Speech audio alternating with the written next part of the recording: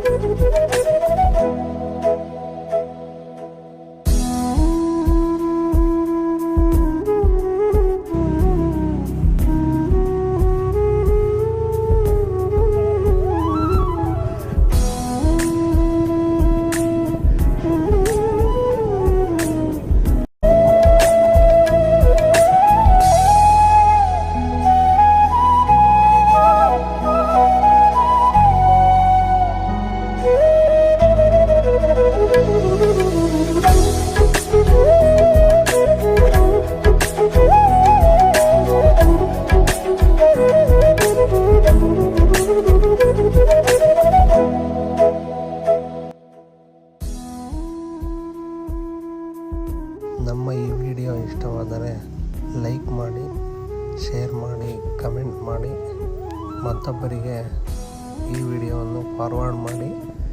ನಮ್ಮ ಚಾನಲ್ನಲ್ಲಿ bell ಐಕಾನನ್ನು click ಮಾಡಿ. ಮುಂದಿನ ಈ ರೀತಿ ವಿಡಿಯೋ ಲಿಂಕ್ ನಿಮಗೆ ಫಾರ್ವರ್ಡ್ ಆಗುತ್ತದೆ.